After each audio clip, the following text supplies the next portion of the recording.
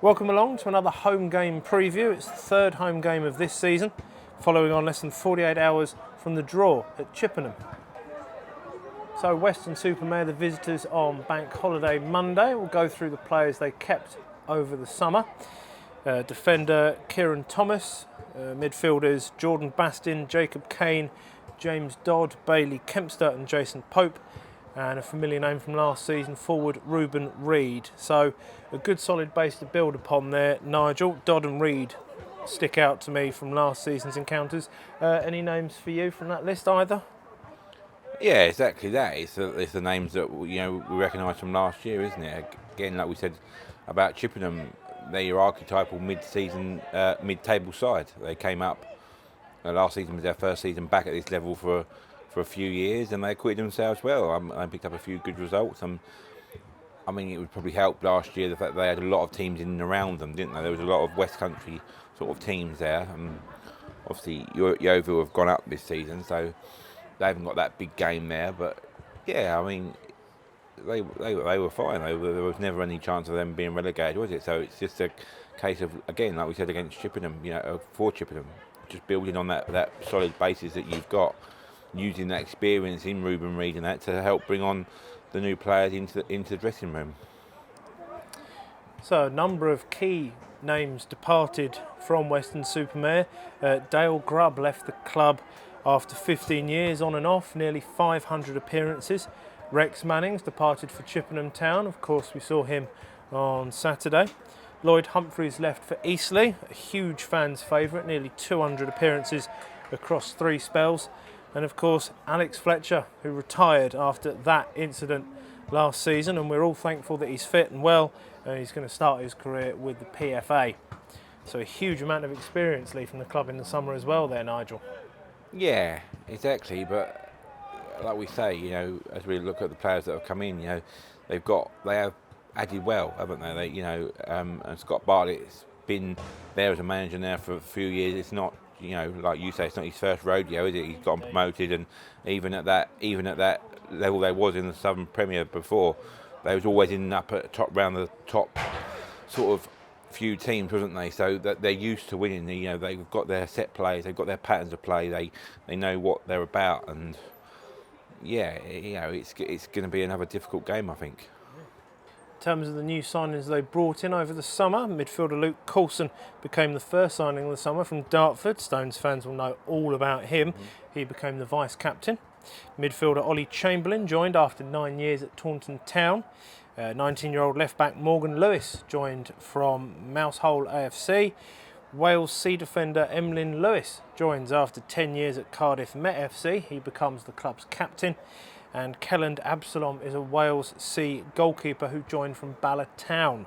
So a couple of internationals in that group, Nigel, as well as one or two that the Stones fans will be well acquainted with already. Yeah, exactly. Luke Coulson, he's a player that it's been the bane of Maystone's life for a few years now, isn't he? From Bromley and Ebbsfleet and Dartford last season, of course, and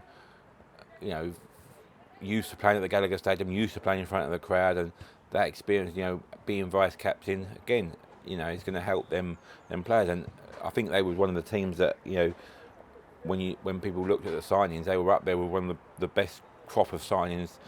It might only be a C international, but they're international games, and they're used to those big games. They're used to that, playing under that sort of intense pressure sort of thing when you're on trial on that. So yeah, it's not going to be an easy game.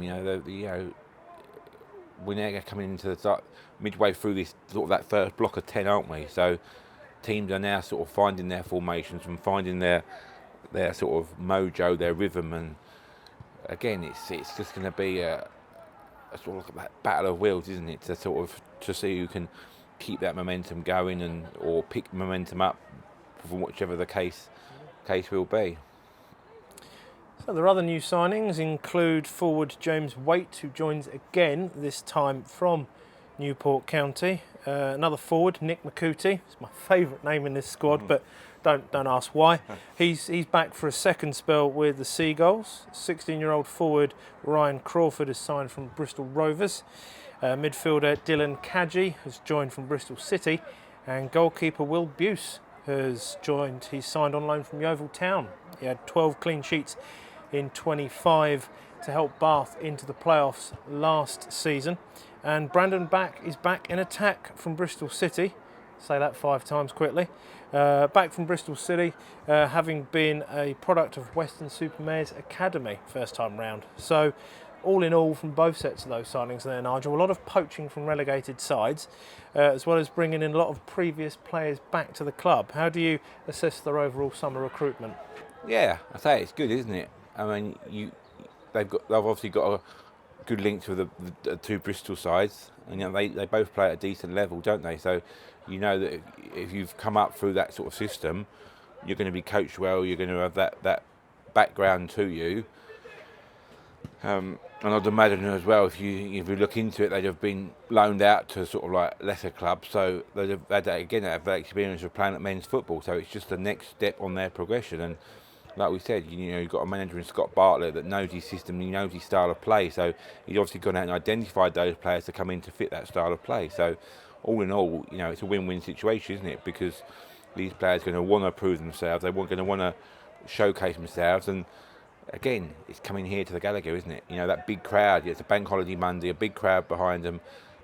What better stage to show what you're about? They're going to have their scouts from Bristol City, Bristol Rovers, the head of sort of youth football, and that looking at them and looking at these games and seeing how they respond. So they know the pressure's on them. They know they need to perform. So again, it's just about George and Craig and the team getting that sort of analysis right and trying to get a goal to build that momentum.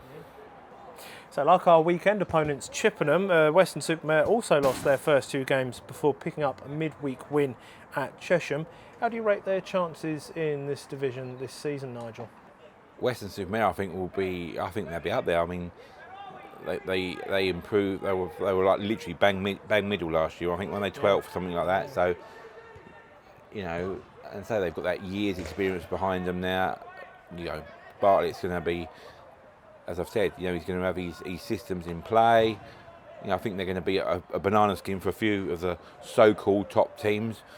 But again, he's just looking at that consistency to push them to the upper echelons of the table. And you never know with the playoffs going down to 7th place. If it's as tight as it's been in the last few years, that little bit of a run, depending on how the fixtures fall and suspensions and injuries, you could well see them sort of pushing for that. Well, it's a mantra. Place. Exactly, it's a mantra I've always said, Nigel, is that a lot of clubs like to be safe by February. But if you're safe by February, nowadays, with it being top 7, you really have got a chance of being in those playoff places, haven't you? Yeah, exactly. And then they, as we've said before, they've got those links with Bristol City and Bristol Rovers. So there's always that chance that they, if they do get injuries, they can bring players in that maybe's got that little bit more experience and just help them. And that extra push come Christmas time, So the head-to-head between the 2 sides, the Stones have won 3 of the last 4 games. It was a dull, drab affair here back in March. That 1-0 win through Reece Greenwich kept the Stones on track for the playoffs. It kept Super-Mare looking over their shoulder briefly, a little bit longer, hoping for another Stones win so soon after that Saturday Chippenham game, Nigel. It's going to be needed in such close proximity. The bank holiday games are always like that. Yeah, of course you're hoping for a win, and it's just like as George just said in his post-match interviews. You're just trying to find your combinations to work and players coming up to fitness. We said it on Tuesday after the Hampton Richmond. That's it. They come thick and fast this time of year, don't they? Yeah, Hampton and Richmond. The Hampton and Richmond game,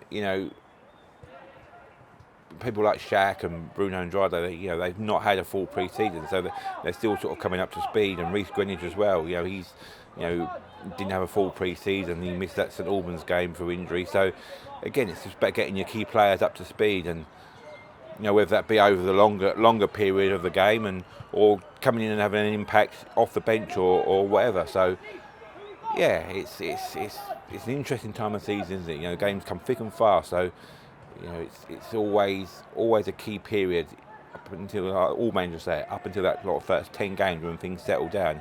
You can never gauge what other teams' forms are like, And yeah, talking of Reece Greenwich there, Nigel, of course he's been called up to the Guyana squad to face Suriname and Martinique next month in September. So good luck with that one, Reese, and go well.